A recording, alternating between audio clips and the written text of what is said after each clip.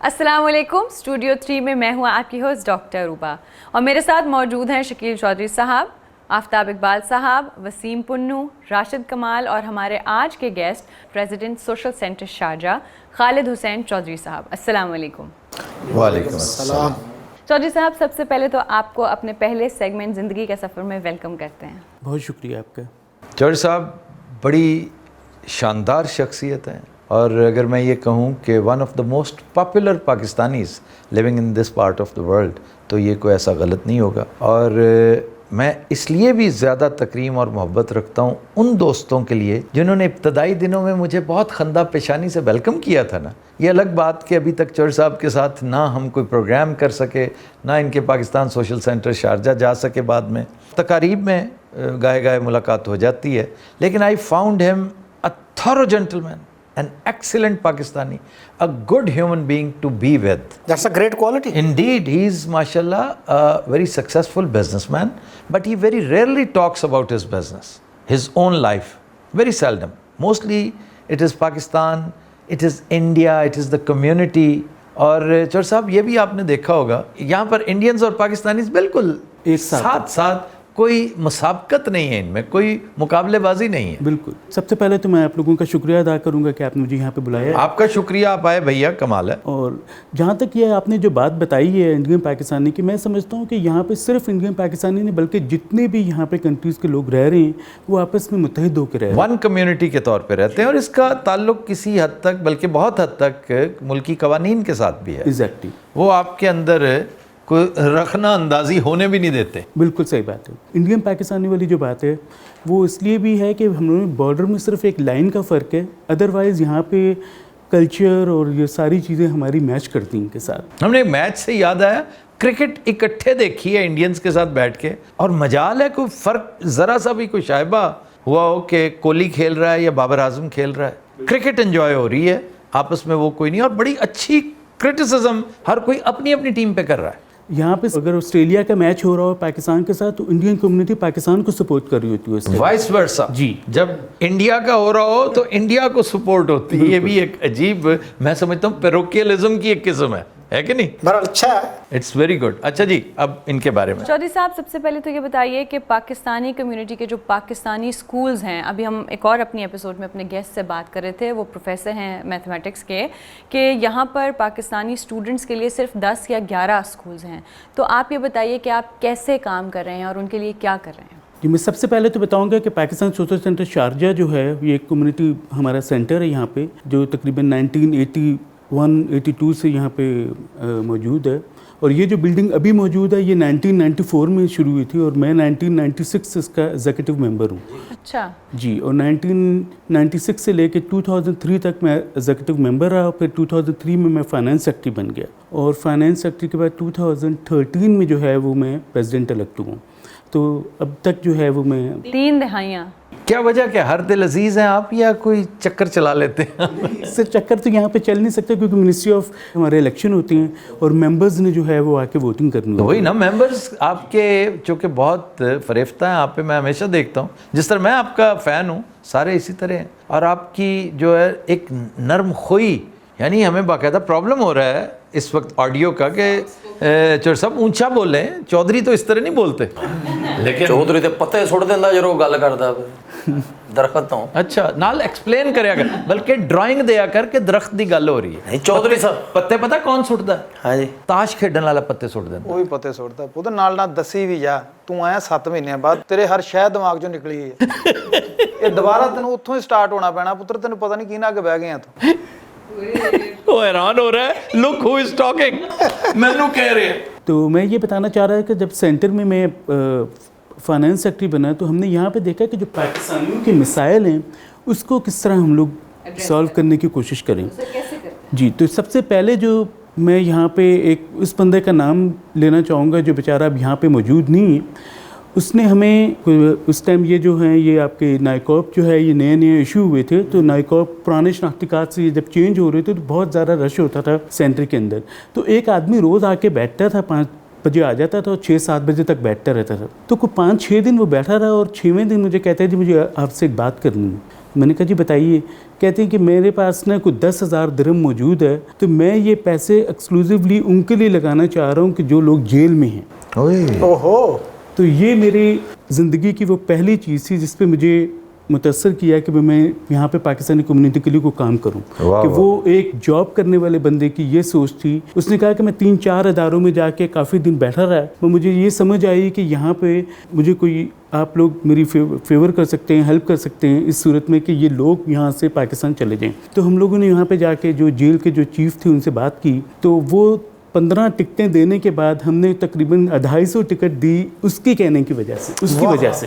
اس بندے کا ایڈریس ہے آپ کے پاس, نمبر, نام؟ وہ سر بندہ جو ہے یہاں سے اتصالات میں کام کرتا تھا, پھر ریٹائر ہو کے وہ یہاں سے چلا گیا. نہیں ہوگا تو کہیں پاکستان میں, پاکستان کا نمبر مجھے آپ اس کا نمبر خراج تحسین تو پیش کیا جا سکتا ہے. بالکل. تو یہ پہلا وہ ٹرننگ پوائنٹ تھا کہ ہم لوگ پاکستانیوں کے لیے کوئی کام کریں یہاں پہ.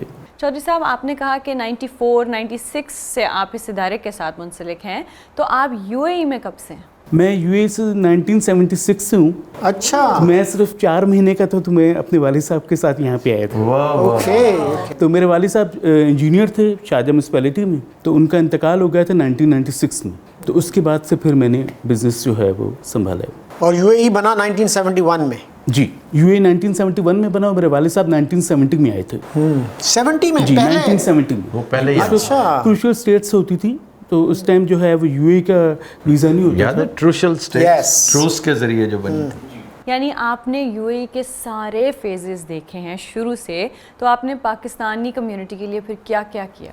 مجھے ویسے فخر ہے یہ بات بتاتے ہوئے کہ پاکستان سلطنت شارجہ ہو گیا یا پاکستان ایسوسیشن دبئی ہو گیا, یا جو بھی یہاں پہ ادارے کام کر رہے ہیں پاکستانیوں کے لیے, ہم نے یہاں پہ یہ پچھلے 11 سالوں میں, اور اس سے پہلے جب میں فائنانس سیکٹری تھا, ہمارے پاس جتنے پاکستانیوں کے مسائل آئے ہیں, ہم نے کسی کو بھی ایسے نہیں بھیجا کہ اس کے مسائل کا حل نہ کر سکے یا ہم نے کوئی حل نکالا نہ ہو.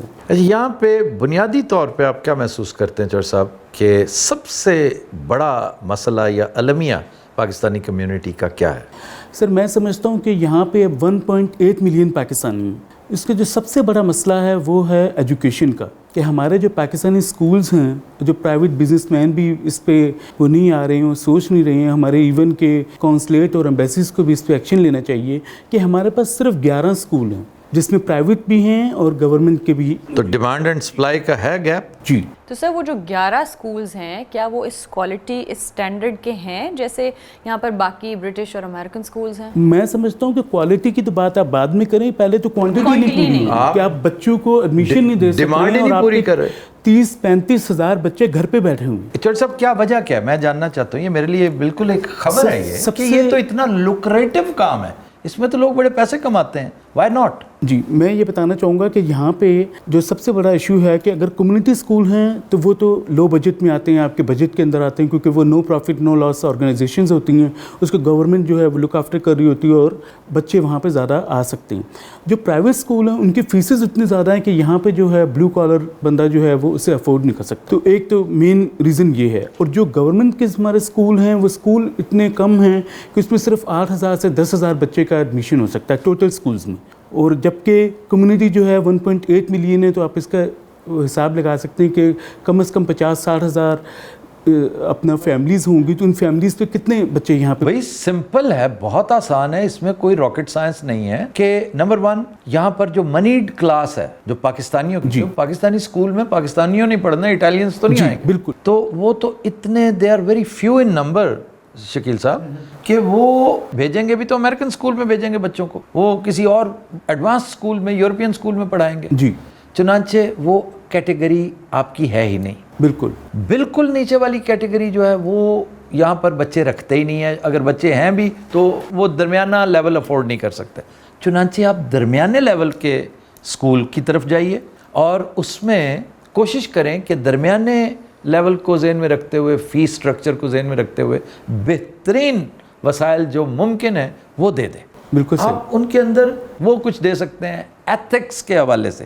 ایتھکس سکھانے میں کوئی ایکسٹرا برڈن تو نہیں نا ادارے کے اوپر ہوتا. بلکہ میں تو بہت شوق میں ہوں آپ کی یہ بات سن کے میں خود بہت شوق میں ہوں کہ یہاں پہ بھی ایسے پاکستانی ہیں جو اپنے بچوں کو اسکول نہیں بھیج رہے. پاکستان کا تو ہم نے سنا تھا کہ 27 ملین بچے ایسے ہیں جو اسکول نہیں جاتے. مجھے تو جھٹکا لگا مطلب یہ واقعی شاکنگ ہے بات. یہاں پہ بھی یہی سچویشن ہے کیونکہ یہاں پہ جو ہمارے پرانے ایمبیسڈر صاحب آئے تھے آصف علی درانی صاحب, جب انہوں نے سروے کیا تھا تو انہوں نے اس ٹائم بتایا تھا کہ 20,000 بچے ہمارے گھروں میں رہ رہے ہیں جو اسکول نہیں جا سک رہے, اور جس کی تعداد اب دا پیسج آف ٹائم وہ ڈبل ہو چکی ہے. تو کیا ٹیکسز بہت ہیں ایجوکیشن کے اوپر؟ سر نہیں, بالکل بھی نہیں. پھر مجھے سر آپ ایک چونکہ کامیاب بزنس مین بھی ہیں, مجھے یہ بتائیے کہ ایک میڈیوکر سا اسکول بنانے میں کوئی وجہ نہیں کہ 1 ملین درہم سے زیادہ اس کے اوپر پیسے لگتے ہوں؟ نہیں, جو اسکول کا پروجیکٹ ہے اگر آپ اس کو 3,000 بچوں کے اسکول کے اس پہ کریں تو پھر پہلے تو گورنمنٹ آپ کو لینڈ جو ہے وہ فری دیتی تھی, اب جو گورنمنٹ لینڈ نہیں دیتی, آپ کو پرچیز کرنی ہوتی ہے. تو یہ پورا پروجیکٹ 30 ملین درہم کا ہے, مگر سر اس کا مسئلہ حل ہو سکتا ہے. 30 ملین کا؟ جی 30 million this is the reason then. 30 million درہم جو ہے, مگر آپ اس کا اگر آپ دیکھیں گے نا ROI for example, sir ROI تو بہترین ہونا چاہیے, پوری دنیا میں جی بہترین. بالکل. اگر اسکول کا آپ دیکھیں 30 ملین درہم ہے تو ہمیں صرف 30 ملینئر چاہیے جنہوں 1 ملین انویسٹ کرنا ہے as a board of directors. وہ انوالو ہو جائیں, اور جیسے جیسے وہ اگر فار ایگزامپل 30 لوگ موجود ہیں یہاں پہ, وہ آ کے میں نے یہ سجیشن بھی دی تھی کونسلیٹ کو کہ بزنس مین کے سیمینارز کو بلائیں, وہاں پہ ان کو موٹیویٹ کرنے کی کوشش کریں کہ وہ لوگ یہاں پہ انویسٹ کریں.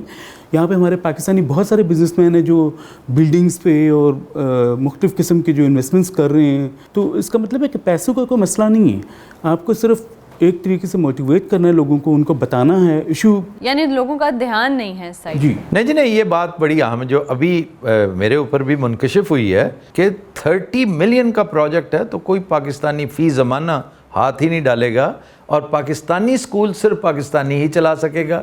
اس کے پیچھے پیٹرنیج ہوتی ہے, اس کے پیچھے سپورٹ ہوتی ہے حکومت کی, آپ کے اداروں کی, آپ کی ایمبیسی کی, کونسلیٹ کی. صحیح. تو موٹیویشن بھی اپنی جگہ پر, پھر سب کا یکجا ہونا, ہوموجینٹی اینڈ کنسنسس ہونا, تیسرا ROI بہت تگڑا ہو. بالکل صحیح. یہ ساری چیزیں, ریٹرن آن انویسٹمنٹ جو ہے وہ اتنا اچھا ہو تو لوگ, جس زمانے کا میرے ذہن میں نقشہ ہے نا وہ وہی تھا کہ جب فری لینڈ ملا کرتی تھی. بالکل. تو اب اگر آپ بمشکل اتنے پیسے آپ کے پاس 8 7 9 10 ملین 11 12 ملین تو وہ تو زمین پہ لگ جائیں گے آپ. جی. پھر بلڈنگ بھی اتنی مہنگی ہے یہاں پہ. ایگزیکٹلی. تو اس طرح یہ خرچے زیادہ ہیں.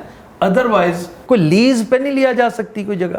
زمین یہاں پہ جو ہے گورنمنٹ لیز پہ بھی دے رہی ہے. یہاں پہ ابھی شارجہ گورنمنٹ نے ریسنٹلی سٹارٹ کیا ہے کہ لیز پہ بھی لینڈ دینے شروع کر دیا. اچھا. اور اس کے اوپر آپ کا پروجیکٹ آئے گا 12 to 13 ملین درہم کا. مگر آپ یہ دیکھیں کہ 3 سال کے اندر, کیونکہ یہ جو اسکول میں نے آپ کو پہلے بتایا 30 ملین کا, اس یہ 3,000 بچوں کا اسکول ہے, اور جو منیمم فیس ہم لے کے جا رہے ہیں تو 3 سال کے اندر مطلب 30 to 35% آپ کا پروفٹ ہے اسکول کے اندر. ایک گروپ ہے جیمز ایجوکیشن کے نام سے, ان کا پہلا اسکول یہاں پہ کھلا تھا ایورون کے نام سے جو شارجہ بیسڈ ہے. یہ تو انڈین لوگ ہیں نا؟ جی یہ انڈین گروپ ہے, سنی وارکی ہیں اس کے جو ہیڈ ہیں. اس ٹائم صرف وہ $3.3 بلین کا مالک ہے. اور میں نے پڑھا ہے کہیں کہ وہ دنیا کا سب سے بڑا ایوارڈ دیتے ہیں بیسٹ ٹیچر کو. جی. نوبیل پرائز سے زیادہ بڑی رقم ہے اس کی. نوبیل پرائز کی رقم تو اتنا میٹر ہی نہیں کرتی, مگر $3.3 بلین کا وہ اس کا اس ٹائم جو ہے وہ ورتھ ہے. ثانوی ہے. آپ یقین کیجئے کہ یہ ثانوی ہے. تعلیم اور صحت یہ بذات خود کار خیر ہے. آپ جب کرتے ہیں نا تو اس کے ریٹرن میں اللہ تعالیٰ آپ کو جو تحفہ دیتا ہے وہ آپ کا انکم ہے. اگر آپ انکم کے نقطہ نظر سے کر رہے ہیں نا تو پھر آپ اللہ کے راستے پہ نہیں چل رہے, پھر آپ بزنس کر رہے ہیں. مگر میں یہ بھی بتانا چاہ رہا ہوں کہ جتنے یہاں پہ بزنس مین لوگ موجود ہیں جو یہاں پہ پاکستان سے انویسٹمنٹس لے کے آ رہے ہیں, وہ صرف اور صرف کنسٹرکشن اور بلڈنگز, یہ ان کا کام ہی نہیں سر, یہ ان کا کام ہی نہیں. جی. یہ ان کا کام ہے جو اللہ نے جن کو صاحب ثروت بنایا ہے. صاحب ثروت یہاں سے ہوتا ہے, چیک بک کے سائز سے نہیں ہوتا. آپ یقین کریں, اگر وہ صاحب ثروت ہے نا اور اس نے کوئی کام کرنا ہے اور اس کے توکل کا ایک لیول ہے, تو میں سمجھتا ہوں اس جیسے 10 بندے اکٹھے کریں, وقت ڈال دیں گے ہم اور اتنا شاندار سکول بنائیں گے.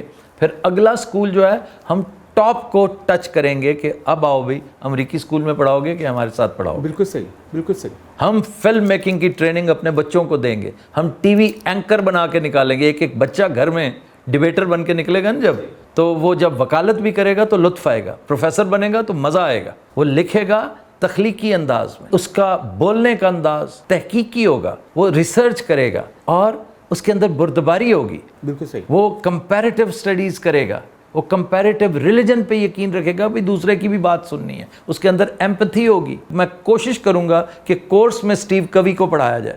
یہ کس مرض کی دوائیں, کیوں نہیں پڑھائیں گے, ہم کیوں نہیں پڑھائیں گے, وائی ناٹ. ڈاکٹر صاحب آپ پڑھائیں گی؟ سر ضرور, وائی ناٹ. کیا ڈاکٹری پڑھائیں گی وہاں؟ سر سوائے میتھس کے کچھ بھی پڑھا سکتی ہوں میں. پنو یہ بات ਇਹ ਬੱਚਿਆਂ ਨੂੰ ਟਾਈਮ ਨਾਲ ਲੈ ਆਇਆ ਕਰੇਗਾ ਤੇ ਛੱਡ ਆਇਆ ਕਰੇਗਾ ਬਸ. ਆਹੋ ਇਹਦੇ ਆਸੇ ਵੀ ਤੇ ਚਾਹੀਦਾ ਨਾ ਬੰਦਾ ਹੁਣ. तुम परफॉर्मिंग आर्ट्स के बाकायदा प्रोफेसर हो गए यहाँ पे. ये बात जज बन के बैठे हैं तू दोवें. ओए नहीं, जज बन के नहीं, तरीका दसोगे कि आके बोलना किते लो भरा जी जिंदा. या अल्लाह साहब ਦਾ ਭਲਾ ਸਭ ਦੀ ਖੈਰ, ਬੁਰੇ ਦਾ ਮੂੰਹ ਕਾਲਾ ਨੀਲੇ ਪੈਰ. ਇੱਕ ਤੇ ਮੈਂ 60 ਸਾਲ ਤੋਂ ਦੇਖ ਰਿਹਾ ਭਾਵੇਂ ਡਰਾਮਿਆਂ ਦਾ ਮਾਮਲਾ, ਜਿਹੜਾ ਵੀ ਵੜਦਾ ਨਾ ਉਹੀ ਕਹਿੰਦਾ ਕਿ ਤੇ ਮੈਂ ਇਸ ਘਰ ਤੋਂ ਬਹੁਤ ਤੰਗ ਆ. पहला फिक्र यही है. ਪਹਿਲਾ ਫਿਕਰ ਹੀ ਹੈ ਕੋਈ 6 ਮਹੀਨੇ ਹੋ ਗਏ ਮੈਨੂੰ ਤਨਖਾਹ ਨਹੀਂ ਮਿਲੀ, ਤੂੰ ਸਾਲੇ ਆ ਮਹੀਨਾ ਹੀ ਘਟਾ ਲਿਆ. ਬਾਕੀ ਭਾਣ ਬੜਾ ਦੁੱਖ ਹੋਇਆ ਮੈਨੂੰ ਇਹ ਸੁਣ ਕੇ ਕਿ ਪਾਕਿਸਤਾਨ ਵੀ ਨਹੀਂ ਪੜ ਸਕਦੇ ਵਿਚਾਰੇ, ਦੁਬਈ ਆ ਕੇ ਵੀ ਪੈਸੇ ਦੁੱਖੋ बैठे हैं. नहीं, तो पाकिस्तानी जो लेबर क्लास है ना यहाँ पे, उसके बड़े मसाइल हैं, बड़े अजीबो गरीब मामलात हैं. अल्लाह ताला हमें इस काबिल करे कि हम कुछ थोड़ा बहुत उनके लिए भी सोचें. सर जो एफ्लुएंट है ना उनके लिए तो सब करते हैं और उन्हें करने की ज़रूरत भी नहीं है, वो सेल्फ सफिशिएंट है. ये जो तबका है ना जो 11-11, 12-12 ले रहा है सर, रूम्स में रह रहे हैं और कमरे के बाहर यूं देखिए ढेर लगा होता है जूतों का. अंदर देखो जाके कंधा ना 6-6 मंजे लगे हैं, 6-6 इधर लगे हैं. यानी लोग शिफ्ट्स में रहते हैं, एक शिफ्ट जाती है काम करने तो दूसरी शिफ्ट वहाँ पर आती है रेस्ट करने. और 3-3 साल तक घर नहीं जा सकते. सर इसमें भी हमारे जो रिक्रूटर्स हैं उनकी प्रॉब्लम है कि भाई जो लोग वहाँ से लेबर्स को लेके आते हैं, रिक्रूटिंग कंपनीज हैं जो उनको लेके आती हैं, मेनली ये है कि आपने जिन लेबर्स को लेके आना उनकी कोई सैलरी, कोई सारे जो फैसिलिटीज़ हैं वो आपने उनके साथ सेट करनी चाहिए कि मिनिमम आपकी वेजेस ये होनी चाहिए. डेस्परेट होते हैं वहाँ बैठे हुए, वो आटे पे भी आने को तैयार हो जाते हैं. टका कमा नहीं रहे होंगे, एकदम उन्होंने लगता भी 1.5 लाख मिलना, वो कहते लाइयो. कभी पुन्नू मुझे इनके साथ हमदर्दी कम और इन पे गुस्सा ज़्यादा आता है. उसकी वजह से बेतवक्ली है ना कि आपको सिर्फ डॉलर, पाउंड और दिरहम की शक्ल दिखाई, आपने नहीं पूछना. जैसे चौर साहब बता रहे हैं कि भाई मेरे साथ तय तो करो ना, एक कच्चे कागज़ पे, रफ कागज़ पे मेरे साथ एक तहरीर कर लो कि मैं तुम्हें याद दिलाऊं भाई तुमने ये कहा था. सही. अब तुम रूगर्दानी कर रहे हो. लेकिन सर वो पाकिस्तान में भी इतने बुरे हालात में रह रहे होते हैं कि उन्होंने ज़िंदगी में कभी ये चीज़ देखी नहीं. डेस्परेट ना फिर. ਉਹਨਾਂ ਨੂੰ ਇਹ ਹੁੰਦਾ ਕਿ ਅਸੀਂ ਇੱਥੋਂ ਚਲੇ ਜਾਈਏ. ਇੱਕ ਬੰਦਾ ਬਾਹਰ ਜਾਂਦਾ, ਪਿੱਛੇ 2 ਜਣੇ ਕੰਮ ਛੱਡ ਕੇ ਬਹਿ ਜਾਂਦੇ. ਸਾਡਾ ਵੱਡਾ ਭਰਾ ਬਾਹਰ ਗਿਆ. ਹੁਣ ਮੇਰੇ ਨਾਲ ਦੀ ਸੀਟ ਤੇ ਬੈਠਾ ਸੀ ਇੱਕ ਆਦਲ ਨਾਮ ਦਾ. ਮੈਂ ਕਿਹਾ ਕੀ ਕਰਨ ਚੱਲਣਾ, ਕਹਿੰਦਾ ਜੀ ਟਾਇਲ ਪੱਥਰ ਦਾ ਕੰਮ. ਤੇ ਮੈਂ ਕਿਹਾ ਉੱਥੇ ਕਿਹਨੇ ਬੁਲਾਇਆ, ਕਹਿੰਦਾ ਮੇਰੇ ਭਰਾ ਨੇ, ਉਹ 7 ਸਾਲ ਤੋਂ ਉੱਥੇ. ਤੇ ਕੀ ਮੈਂ ਕਿਹਾ ਤਨਖਾਹ ਉਹਨਾਂ ਨੇ ਕੀ, ਕਹਿੰਦਾ ਪਾਕਿਸਤਾਨੀ ਕੋਈ 90,000 80,000 ਰੁਪਏ ਮੈਨੂੰ ਦੇਣਗੇ, ਉਹਨੂੰ ਟਾਇਲ ਪੱਥਰ ਲਾਣਾ. ਤੇ ਉਹ ਆ ਗਿਆ ਸਾਰਾ ਕੁਝ ਛੱਡ ਕੇ. मुझे पुन्नू एक होटल में एक लड़का मिला, वो सफाई सुथराई का काम करता है. तो मैंने कहा कि क्या कितने पैसे मिलते हैं? उसने कहा कि 70-80 हज़ार रुपया मिल जाता है मुझे इधर. और वहाँ पे मैंने कहा कितने कमाते थे? कहता मेडिकल स्टोर पे था, 15-20 हज़ार मुश्किल बनते थे. ਤੇ ਦੇਖੋ ਨਾ ਉਹਦੇ ਲਈ ਤੇ ਭਾਣ ਫਿਰ ਅਮਰੀਕਾ ਨਾਲ ਦੁਬਈ ਵੀ. लेकिन उसके बाद अखराजात भी तो देखने हैं, अपनी फैमिली देखनी है, ट्रैवलिंग के एक्सपेंसेस देखने हैं. वो फिर 3-3 4-4 साल इधर ही रहते हैं. अगर कंजीनियल एनवायरनमेंट पाकिस्तान में हो ना तो क्यों लोग इतने कम वेजेस पर आए. इंडियन एग्जाम्पल इतनी अहम है आपके सामने कि आज से 15 साल पहले व्हेन आई वाज हियर तो एक इन्फ्लक्स था, साउथ भरा हुआ था यहाँ पे. आईटी में ये मिनी बेंगलोर एक कैफियत मिलती थी. लेकिन जब वहाँ पे मामला शुरू हुआ तो उन्होंने कहा जी हमें अगर यहाँ 100 रुपया मिलता है ना, वहाँ का 70 सूट करता है कि हम घर के करीब हैं, बच्चों के पास हैं और एनवायरनमेंट अच्छा है. वहाँ पे इंडिया में इतना काम स्टार्ट हो गया कि आपको कंस्ट्रक्शन लेबर यहाँ पे नहीं मिलती है इंडिया जी. में. वो यहाँ से ज़्यादा उनको पे मिल रही है वहाँ पे. और Absolutely. स्पेशली इंजीनियर्स को वो लोग इतनी ज़्यादा पे दे रहे हैं कि वहाँ से कोई भी यहाँ पे आने को तैयार नहीं है. तो मैं समझता हूँ पाकिस्तान से जितने निकलते हैं ना पाकिस्तानी तो हाथ उठा के हुकूमतें शुक्रिया अदा करती हैं कि भाई जाओ खपो मरो और हमें रेमिटेंसेस भेजो. तो सर इस वक्त आपका ऐसा कोई project in the pipeline for the Pakistani community, for the labour class और फॉर द स्टूडेंट्स? ये हमारे पास तो 2-3 मुख्तलिफ, मैंने कॉन्सुलेट के साथ भी मिलके ये बात की थी. मेरा तो ज़्यादा फोकस जो है वो यही है कि हम लोग बच्चों के लिए कुछ करें, क्योंकि ये हमारा फ्यूचर है. जो लोग यहाँ से आ रहे हैं वो तो चलें उसको मैनेज कर सकते हैं, जो बेचारे यहाँ पे आ गए हैं, जो नहीं समझ सके, गलत तरीके से आ गए हैं, या अब जैसे विजिट वीज़ा पे आके यहाँ पे बैठे हुए हैं. अब सबको पता है वो पाकिस्तानियों को भी वहाँ पे पता है कि 3 महीने के बाद वीज़ा ख़त्म हो जाना है, तो हम लोग वहाँ पे इलीगल हो जाएंगे। वो वहाँ से यहाँ आ जाते हैं, यहाँ पे आके इलीगल काम कर रहे होते हैं, फिर वो फाइन्स आ जाते हैं उनके ऊपर, और फिर उसके साथ क्या होता है कि मुल्क की भी बदनामी होती है। कि अगर जो आज की सिचुएशन है वो ये है कि हमारे वीज़ाज जो हैं लेबर क्लास के, वो उन लोगों ने वो आजकल देखें वो बंद किए किस कदर सख्ती है, किस सिर्फ कदर। स्किल्ड वीज़ाज जो हैं वो हमारे ऊपर हैं, जो मतलब ग्रेजुएट। लेकिन ये इन अ वे अच्छा है सर, इन अ वे ये इन्फ्लक्स को रोकने का ये बेस्ट तरीका था जो मजबूरन इन्हें करना पड़ा। अच्छा जी, टाइम चूंकि कम था, हमें इसको कंक्लूड करना था इस सेगमेंट को। आखिरी नोट मैं एक बार फिर गुजारिश करूंगा कि एजुकेशन वाली बात को हम एक दफ़ा रिवाइव कर लें कि क्या हम इसके ऊपर काम करेंगे। बिल्कुल, the ball remains in your मैं कोर्ट। सर फ्रंट पे हूँगा, आपने मुझे बताना है, आपने मुझे तलब फरमाना है, मुझे ही नहीं, मेरी पूरी टीम को, सही कि मैं एक मेंबर के तौर पे मैं हाजिर हूँ, लेकिन मैं अकेला फिर सिर्फ इस तरह हाजिर नहीं हूँ। मैं तो यहाँ से जो कमाऊंगा ना, मैंने उसके ऊपर लगाते चले जाना। एजुकेशन पे लगाना मेरे लिए इससे बड़ी सादत कोई नहीं, कोई सादत नहीं। मुझे याद है जब हम पढ़ा करते थे कॉलेज में, सारे बहन भाई एक ही कॉलेज, एक ही हॉस्टल में, भाई एक हॉस्टल में और गर्ल्स हॉस्टल में मेरी बहन हुआ करती थी गवर्नमेंट कॉलेज। तो my father was the only earning hand, और तो कोई वो सिलसिला ही कोई नहीं था। सही। तो वो लिखते लिखाते सारा दिन अदालतों में बड़ा कुछ करना पड़ता है। बिल्कुल सही। तो वो कहते थे कि मुझे सबसे ज़्यादा लुत्फ इस बात पे आता है कि मैं कमा जिस काम के लिए रहा हूँ वो एजुकेशन पे खर्च हो रही है। बिल्कुल सही। मेरे बच्चे तालीम हासिल कर रहे हैं। तो सेम हेयर, मेरे लिए इससे बड़ी सादत हो कोई नहीं सकती। पाकिस्तानी या गैर पाकिस्तानी बात की बात है, दुनिया के किसी हिस्से के बच्चे अगर तालीम हासिल करते हैं ना मेरे कमाई से, तो मेरी दुनिया भी, और मेरी नहीं, हम सब के का मामला ऐसा ही है, दुनिया भी और आखिरत भी, इससे बड़ा सदका जारिया कोई नहीं होगा। मैं आखिरी बात इस नोट पे कर रहा हूँ कि the ball is in your court. आपने इसके ऊपर गौर व खौज शुरू कर देना है। बिल्कुल ठीक है। मैं हाजिर हूँ, मैं काम करूँगा। मेरे तो घर में एजुकेशनिस्ट मौजूद हैं। मेरी बीवी रिटायर्ड प्रिंसिपल है इतने बड़े सरकारी कॉलेज की, और बड़ी फने खाम प्रिंसिपल थी, तो मैं उसको एडमिनिस्ट्रेटर बनाऊँगा। वो तो मेरे घर की एडमिनिस्ट्रेटर है, और एक प्रॉपर तामीरी काम जो है ना वो शुरू होगा इंशाल्लाह। तो सर फिर इसी मैसेज के साथ अपने अगले सेगमेंट यानी भूली बिस्टी किताबें की तरफ चलते हैं। आज की किताब कौन सी है सर? आज की किताब वैसे तो खुली किताब जो हैं वो चौधरी साहब थे, तो इसलिए आज चंद अल्फाज मैं कह सकूँगा। टाइम चूँकि बहुत थोड़ा होता है ना, या तो मुझे 1 घंटा पूरा लेके दिया करें। शकील साहब की भी तैयारी कम होती है, मेरे पे बर्डन इन्होंने ज़्यादा डाला हुआ है किताबों का। आज जो किताब है ना वो मखौलियात का एक बड़ा अहम बाब है। अंग्रेज़ी लिटरेचर जिसमें अंग्रेज़ी मज़ा बड़ा सटल है, वो इनकी तरह लाउड नहीं है, लाउड और फकड़पन नहीं है, लेकिन वो बड़ा नफीस है। भाजी की नहीं, आप ठक करके पूरी बात करते हैं, अद्धी बात नहीं करते आप कहते हैं जो करनी तो पूरी करो। ਉਹ ਸਮਝਣ ਵਾਲੇ ਵੀ ਤੇ ਉਂਝ ਤਾਂ ਕੂੜ ਬੈਠੇ ਹੁੰਦੇ ਨਾ ਅੱਗੇ, ਪੜੇ ਲਿਖੇ ਨੇ ਤੇ ਨਫੀਸ ਤਰੀਕੇ ਨਾਲ ਐਵੇਂ ਬਤਖ ਹੋਤੀ ਹੈ ਲੈ ਖੈ ਖੈ आप ही हंस ਉਹਨਾਂ ਦੀ ਇੰਨੀ ਗਲਤੀ ਹੱਸੀ ਜਾਂਦੇ। अच्छा, इस किताब में बतख का बड़ा जिक्र है। ये बात, उसका नाम देखिए, कहता है कि my family and other animals.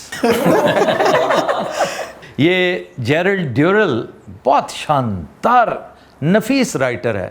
Actually ये ज़ूलॉजिस्ट है। इसने अपनी उम्र मैं समझता हूँ चार्ल्स डार्विन के ताक़ुब में गुजार दी। जिस तरह वो गैलापागोस जाकर उसने बड़ी मेहनत और रिसर्च की, इसी तरह ही इसकी फैमिली में 3-4 बड़े अहम कैरेक्टर्स हैं। इसकी वालदा है, बड़ा भाई है, एक बहन है।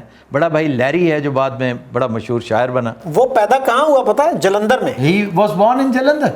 और ये जो साहब है जमशेदपुर में, ये जमशेदपुर में पैदा हुए, और जमशेदपुर पहला प्लान्ड इंडस्ट्रियल सिटी है इंडिया का। तो ये कहता है कि हमने प्लान ये किया बैठे बैठे कि इंग्लैंड छोड़ो, let's go to some island. तो हमने एक कारफू चैनल केस भी एक है इंटरनेशनल हिस्ट्री में बड़ा मशहूर, कि कारफू यूनान के पानियों में, ग्रीक वाटर्स में एक खूबसूरत आइलैंड है। तो ये फैमिली वहाँ पे मूव होगी। एक इसकी वालदा है, बड़ा भाई जो लैरी लॉरेंस बहुत मशहूर शायर हुआ बाद में वो। फिर एक बहन है मार्गो, और तीसरा ये जो खुद बहुत मशहूर राइटर, बड़ा बाकमाल राइटर। इतने खबीस और इतने शरीर होते हैं ना ये सारे। और इनकी वालदा एक कैरेक्टर है जो मैं कहता हूँ इसके ऊपर अगर कोई सीरीज़ या कोई फिल्म बने ना तो वो 10 साल चलती रहे, लोग उससे बोर ना हो। वो इनसे तंग पड़ी रहती है हर वक्त, कोई ना कोई हरकत, कोई ना कोई शरारत। और मुझे चूँकि टाइम बहुत थोड़ा है, किताब भी बड़ी मुख्तसर सी है, लेकिन मैं 3-4 मिनट में इसका अहाता करने की कोशिश करूँगा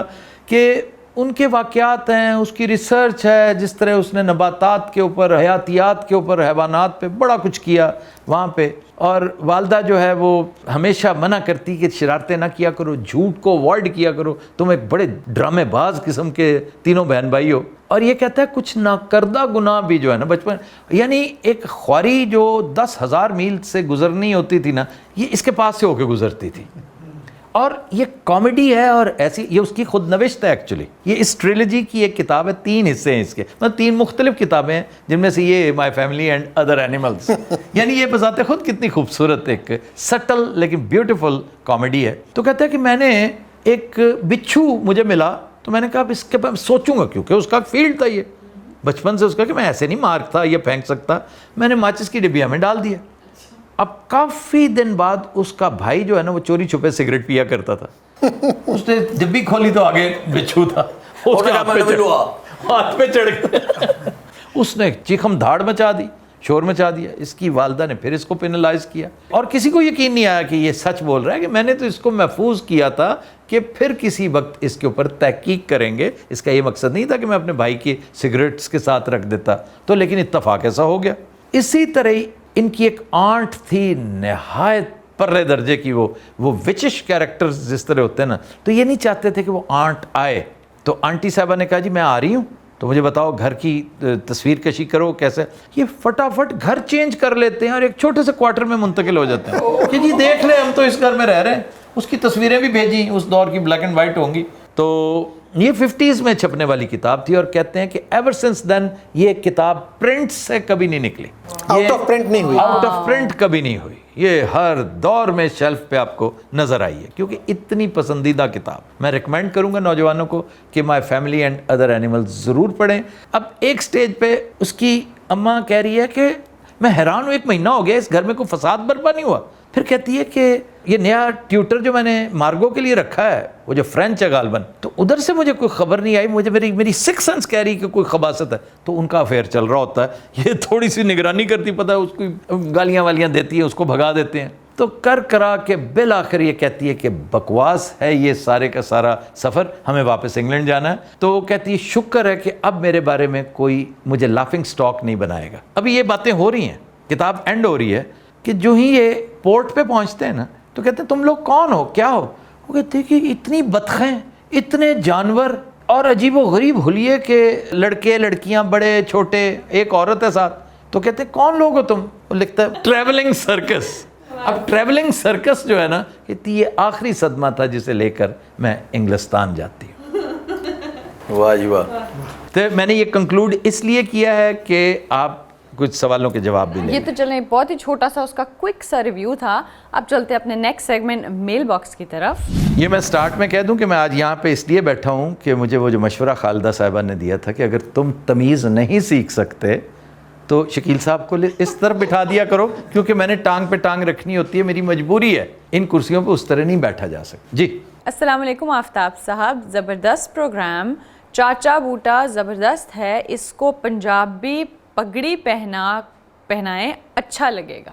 چلیں کسی وقت عید بقرعید پہ پگڑی بھی پہنا دیں. نال کاسا بھی پھڑ لیں, منگیاں ہی نال بیگ. پگڑی پہن کے کون مانگتا ہے. منگتے نے بھائن فیصلہ آباد مائی دی چگی نہیں نہ گئے تسی. احسن بھٹی صاحب کہتے ہیں کہ السلام علیکم باس, آپ کا تخلیق کردہ ہر کردار لاجواب ہوتا ہے, چاہے وہ مغل دربار میں بادشاہ ہو, خان صاحبان کے گھر آنے والا چودھری ہو یا جاگو, لیکن سر جو کیریکٹر آپ نے چاچا بوٹا کا بنایا ہے دیکھ کر یقین ہو گیا.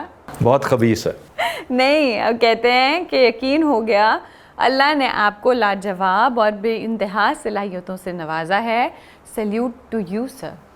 کیا بات. جیتے رہیے, خوش رہیے, سلامت رہیے, اور اللہ تعالی ہمیں اور بہتر سے بہتر کام کرنے کی توفیق دے. چاچے بوٹے کی ہدایت کے لیے بھی دعا کریں, اس کی ورگلیٹی میں کوئی کمی آئے. بس اب تو آ رہی ہے. اچھا جی سر. عمر عباسی صاحب کہتے ہیں کہ آفتاب بھائی can you please do 1 episode of top 10 اور top 5 books, that would be great. Thanks Umar. اچھا جی, کریں گے. Good suggestion. अच्छा जी, एक कमेंट में मोहम्मद बशीर साहब ने लिखा है कि Y T for only 2 persons, why not for others. वो एक दिन था, आज से कोई महीना पहले की बात है, तो भाई इस कदर बारीक बीनी ना किया करें। कभी कभी ऐसे होता है कि बीच में कप उठा लिए जाते हैं या कोई दूसरी बार ऑर्डर करता है, तो इसलिए कोई ज़्यादा कोई कम चल रहा होता है। हाँ, ਅੱਛਾ ਕਈ ਨਾ ਤੁਹਾਡਾ ਸ਼ੋਅ ਨੁਕਸ ਲੱਭਣ ਨਹੀਂ ਦੇਖਦੇ ਨੇ ਉਹ ਲਾ ਟੀਵੀ ਹੋਇਆ ਅੱਜ ਕੋ ਨੁਕਸ ਲੱਭੀਏ ਮੈਸੇਜ ਕਰਨਾ ਹੁੰਦਾ बशीर साहब मेरा ख्याल है यही काम कर रहा है। देखो कॉमन सेंस की बात है यार, किसी ने चाय पी किसी ने पी, यहाँ पर ढेर लगे होते हैं, जहाँ चाय आ जाती है बल्कि सर्व करते हैं हमें ड्यूरिंग द शो। ये बात अच्छा जी, पेट्स प्रो कहते हैं कि फिटे मुंह विआह दा पता नहीं लगदा राह दा। पता नहीं लगता, इन्होंने पोइट्री में गलती कर ली। वो है फिटे मुंह व्याह दा पता न लगे राह दा। व्याह जो दरिया ब्यास बहता है ना, उसको व्याह कहते हैं। और वो जलेबी मानंद बहता बहता कभी किधर से निकल आता है कभी किधर से, बंदा इतनी मेहनत करके वहाँ पहुँचता है तो आगे दरिया का हिस्सा आ जाता है, अब क्रॉस कैसे करे, तो फिर वो कहते हैं फिटे मुंह व्याह दा पता न लगे राह दा। क्या बात राशा साहब पहुंचे चाचा बूटा ਅੱਛਾ ਹੁਣ ਲਾ ਕੇ ਦੇ ਦਵਾਂ ਤੈਨੂੰ ਬਹੁਤ ਅਜੇ ਬਸ ਠੀਕ ਹੈ ਕੰਮ ਕਰਨ ਡਏ ਆ ਹੋਰ ਨਹੀਂ ਨਹੀਂ ਦੁਆ ਦੀ ਖੇਡ ਹੈ ਯਾਰ ਤੂੰ ਤੇ ਦਾਤ ਤੋਂ ਵੀ ਆਵਾਜ਼ਾਰ ਹੋ ਗਿਆ ਮੈਂ ਕਹਿੰਦਾ ਵੀ ਕੰਮ ਕਰ ਰਹੇ ਆ ਬਸ ਇਹ ਕੰਮ ਆ ਇੱਕ ਜੌਬ ਆਓ और उन्हें गुस्सा चढ़ रहा है तो नजर ला रहे हैं। ਇਹਨੂੰ ਨਜ਼ਰ ਲੱਗ ਸਕਦੀ ਭਾਵੇਂ ਤੁਸੀਂ ਕਿਰਾਏ ਹੀ ਤਾਦੇ ਇਹਨੂੰ ਨਜ਼ਰ ਨਾ ਲੱਗੇ ਓਏ ਹਮਦ ਨੂੰ ਕੀ ਗਿਆ ਈ ਓਏ ਉਹਦੇ ਕੋ ਸਾਲੇ ਉਹ ਦੁਬਈਓਂ ਤੁਹਾਨੂੰ ਪਤਾ ਗੱਜੂ ਮਤੇ ਰੁਕਿਆ ਜਾ ਕੇ ਅੱਛਾ ਉਹਦੀਆਂ ਗੱਲਾਂ ਸੁਣ ਕੇ ਮੈਨੂੰ ਐਂ ਲੱਗ ਗਿਆ ਜਿਵੇਂ ਮੈਂ ਵਾਕਈ ਵਿਲਨ ਆ ਹੈ ਮੈਂ ਉਹਨੂੰ ਬਹੁਤ ਤੰਗ ਕੀਤਾ ਨਹੀਂ ਨਹੀਂ ਤੂੰ ਹੈ ਹੀ ਵਿਲਨ ਹੈ ਮੈਨੂੰ ਤੇਰਾ ਪਤਾ ਨਾ ਤੇਰੀ ਆਦਤ ਦਾ मैं तेनू खास तौर ते पूछया कि भी तू ਉਹਨੂੰ ਕੋਈ ਤੰਗ ਤੇ ਨਹੀਂ ਕੀਤਾ, ਕਿਉਂਕਿ ਛੋਟੇ ਛੋਟੇ ਕਲਿੱਪਸ ਹੁੰਦੇ ਮੈਨੂੰ ਲੋਕੀ ਭੇਜ ਦੇਣ ਨਾ। ਭਾਵੇਂ ਨਾ ਇੱਕ ਬੰਦੇ ਦੀ ਗੱਲ ਦਾ ਜਵਾਬ ਹੀ ਨਹੀਂ ਦੇਣਾ ਫਿਰ ਆਵਾਜ਼ਾਰ ਹੀ ਹੋਣਾ ਤੁਹਾਨੂੰ ਪਤਾ ਹੈ ਰੂਮਮੇਟ ਸਨ ਦੋਵੇਂ ਹੀ। ਮੈਂ ਤੈਨੂੰ ਹਲਾਇਆ ਇੱਕ ਦੋ ਵਾਰੀ ਮੈਂ ਕਿਹਾ ਓਏ ਮੈਂ ਤੇਰੇ ਨਾਲ ਆ ਮੇਰੇ ਨਾਲ ਕੋਈ ਗੱਲਬਾਤ ਕਰ ਚੁੱਪ ਕਰਕੇ ਲੰਮਾ ਪਿਆ ਸੁੱਤਾ ਨਾਲੇ ਕਹਿਣਾ ਤੂੰ ਕਿ ਬੜੇ ਸਾਲ ਇਕੱਠੇ ਗੁਜ਼ਾਰੇ ਸਟਰਗਲੀਏ ਸੋ ਤੇ ਇਹ ਸੀ ਤੇ ਉਹ ਨਹੀਂ ਨਹੀਂ ਜਦੋਂ ਦਾ ਤੁਸੀਂ ਬੂਟਾ ਕਰਾਇਆ ਹੈ ਨਾ ਇਹ ਵਿਚਾਰਾ ਮਤਬਰ ਜਿਹਾ ਹੋ ਗਿਆ ਪ੍ਰਾਊਡ ਸਾ ਹੋ ਗਿਆ। ਹਾਂਜੀ ਤਬੀਅਤ ਹੋਰ ਹੋ ਗਈ ਈਗੋ ਦਾ ਮਸਲਾ ਵੀ ਬਣਾ ਲਿਆ ਇਹਨੇ ਆਪਣਾ मुतब्बर हो गया। ਜਿਹੜੀ ਗੱਲ ਚੰਗੀ ਲੱਗਦੀ ਉਹਦਾ ਜਵਾਬ ਇਹਨਾਂ ਨੇ ਲਾਸ਼ ਜੀ ਬਣ ਕੇ ਪਿਆ ਹੈ ਅੱਛਾ ਇੰਨਾ ਆਪਣੀ ਉੱਚੀ ਆਵਾਜ਼ ਕੋ ਫਾਇਦਾ ਚੁੱਕਦਾ ਨਾ, ਇਦਾਂ ਦਾ ਪੰਪ ਖੋਲਦਾ ਫੜਿਆ ਵੀ ਜਾਵੇ ਨਾ ਤਾਂ ਉੱਚੀ ਆਵਾਜ਼ ਨਾਲ ਅਗਲਾ ਕੀ ਹੋਇਆ ਪੰਪ ਹੀ ਖੋਲਿਆ ਹੈਗਾ ਪਲਾਸ ਆਪਣਾ ਲੈ ਕੇ ਆਂਦਾ ਤੁਹਾਡਾ ਪਲਾਸ ਤੁਹਾਡੇ ਪਲਾਸ ਨਾਲ ਖੋਲਿਆ ਯਾਰ ਕਮਾਲ ਹੈ ਜੇ ਚੁੱਕ ਹੀ ਲਿਆ ਤਾਂ ਕਮ ਮੈਂ ਤਾਂ ਕੋਈ ਗੱਲ ਨਾ ਹੋਈ ਯਾਰ ਤੇ ਤੁਸੀਂ ਨਹੀਂ ਲਿਜਾਣ ਦੇਣਾ ਨਾ ਲਿਜਾਣ ਦਿਓ ਯਾਰ ਅਸੀਂ ਆਪਣਾ ਪਲਾਸ ਲੈ ਕੇ ਚਲੋ ਅਸੀਂ ਵਾਪਸ ਲੈ ਜੰਨੇ ਹੈਗੇ ਜਾਓ ਯਾਰ। ਅੱਛਾ ਇਹਦਾ ਨਸ਼ਾ ਹੀ ਪੰਪ ਖੋਲ ਕੇ ਨਾਲ ਦੇ ਨੂੰ ਕਹਿ ਰਿਹਾ ਹੁੰਦਾ ਯਾਰ ਮੁੰਡੇ ਤੇ ਰਹਾ ਔਰ ਇਦਾਂ ਦਾ ਬੰਦਾ ਆਪਣੀ ਬਦਤਮੀਜ਼ੀ ਦੀ ਵਜ੍ਹਾ ਤੋਂ 4 ਘੰਟੇ ਪਹਿਲੇ ਚੰਡਾ ਖਾ ਲੈਂਦਾ ਦਾ ਹਾਲਾਂਕਿ 4 ਘੰਟੇ ਬਾਅਦ ਪੈਣੀਆਂ ਹੁੰਦੀਆਂ ਬਦਤਮੀਜ਼ੀ ਦੀ ਵਜ੍ਹਾ ਨਾਲ 4 ਘੰਟੇ ਪਹਿਲੇ ਖਾ ਕੇ ਨਿਆਣਿਆਂ ਨੂੰ ਕਹਿਣਾ ਜਾਓ ਬਰੂਫਨ ਦੀ ਗੋਲੀ ਲੈ ਕੇ ਵੀ ਨੀਂਦ ਆਉਂਦੇ